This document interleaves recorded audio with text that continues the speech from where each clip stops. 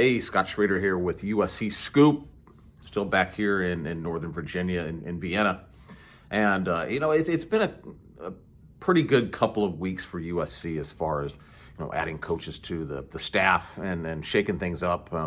After for most USC fans anyway, the extreme disappointment and in often cases outrage that Mike Bond decided to keep Clay Helton. And just rearrange the assistant coaching staff, especially on the defensive side of the ball and special teams. I think that they've made some really, really good key acquisitions, and they elevated John David Baker to the tight ends coach. Kept they just keeping Graham Harrell was the first indication to me that USC was serious about the football program. They were not going to let a rising star get away, unless it was for a job that was just too good to turn down. And the reality is, if the USC football program is right and it's got good leadership, there really aren't really that many better jobs as an offensive coordinator unless you're going to the NFL. So, Graham interviewed with the Philadelphia Eagles, I believe, and USC offered him $1.3 million a year, and so he has signed a 3-year contract. So that was a big sign. They elevated John David Baker to tight ends coach, and kept a really good running backs coach in Mike Jenks. Kerry Colbert is another rising star in this business, and he's as far as Southern California on the West Coast, he is dialed in as anybody with the high school football programs, the coaches and the kids, and he's also spreading his wings, to the East Coast and around the country. So where USC had the most work to do, obviously, especially there was a clear indication after getting their butts kicked in the Holiday Bowl is that they had to make some big time changes on the defensive side of the ball and special teams. So they fired John Baxter, special teams coach, fired Clancy Pendergast, and then they hired Todd Orlando. If Dave Aranda hadn't taken the job at Baylor, or if Justin Fuentes hadn't turned it down, I was told Dave Aranda was going to be the next defensive coordinator at USC. So that was another clear indication to me that USC was serious about the football program, because those are moves USC they haven't made in the last few years. So they did add Todd Orlando, who his coaching philosophy and his recruiting prowess, coupled with the personality that he brings to the football program, this is going to be a guy who's not going to put up a lot of BS. And, guys are going to have to work hard. He loves his players, is the way it was put to me by someone who was recruited by him and played for him. He's going to love them hard. So and then he brought on Craig Navarre, who was assistant at Texas also. So they got their safeties coach. So then they were left to find out who the rest of the coaching staff how it was going to fill out. And we found that out this week. And they had made a big time hire in Donte Williams. He's been at Oregon the last few years, and he was the top recruiter in the Pac-12. He's been a big time recruiter since I've known him or known of him. I've known of Donte for about 8 years. I've known him for about 4. And then they hired Vic. This should be announced this week also, maybe next week, Monday or something like that.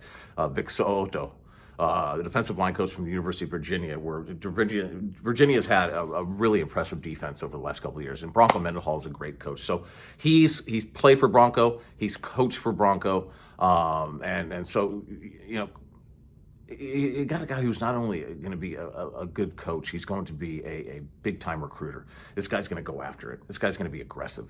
This guy's going to go after guys all across the country. And with Donte, this is a guy who, as you guys, most of you know, I travel the country and I go see all the kids in person, whether they're from the West Coast, Texas, Florida, Georgia, DC metro area, wherever it might be. And, for 8 out of 10 guys that are top DB, maybe sometimes linebacker prospects, in years past, I would go around and ask these guys if they had interest in the West Coast. And it was always USC, and Oregon too, but USC was the school. The last few years, it's been Oregon. And if you're talking about around the country, 8 out of 10 of these DBs and linebackers had already established a relationship. Let's say last year in 2020, they already had a solid relationship with Donte Williams as of now. So, there were 5 or 6, maybe plus guys that USC wasn't recruiting before yesterday.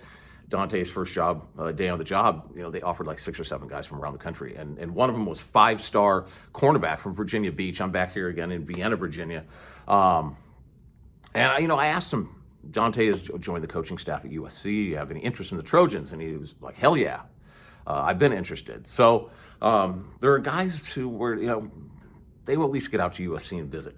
And I think the environment that's going to be at USC is going to be an environment kids want to be around. They're going to want to be around these coaches. The coaches are going to be high energy, and they're going to make it fun to be at USC on unofficial visits. And another thing with Donte is Chris Steele told me this 2 years ago, in that there were only a few guys he really, really trusted, and one of them was Donte Williams. And that was why he was considering Oregon so seriously when he transferred from Florida.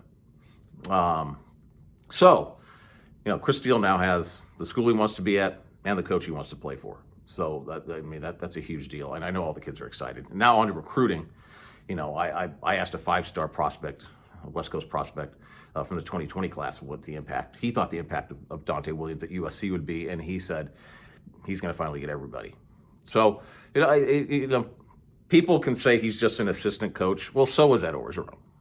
He really was. But just think of what he did for USC as far as the recruiting is concerned.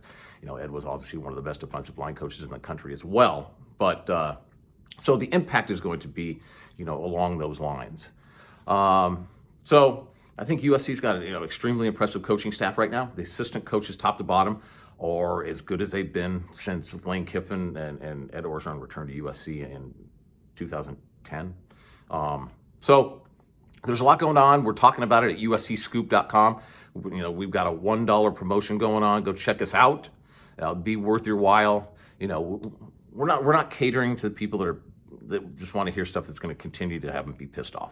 We're just not going to do that. We know people are pissed off. We know you're not happy that Clay Helton's still the head football coach at USC, but he is the head football coach. So we're going to try and move on and try and cover the stuff that's going on right now that is clearly going to help better the USC football program. I think these coaching hires and maybe some acquisition or some additions to the recruiting staff and so on that USC is going to make. USC is hiring really good people, but they're also making a statement. They're making a statement to recruits. They're making a statement to their opponents. They're making a statement to everybody around the country that they're serious. They're coming.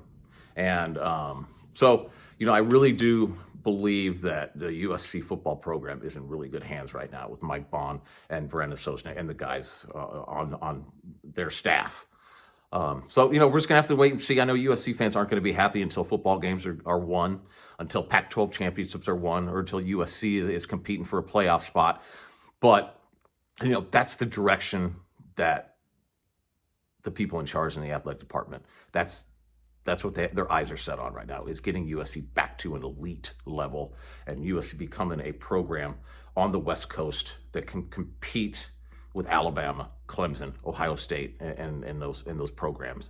And USC can. USC really is the only program on the West Coast that can annually compete for playoff spots, just because where it's located and the history and tradition of the program. They just need to have the leadership and the funding of the program to make it all work. And I think that right now, all of that is in place.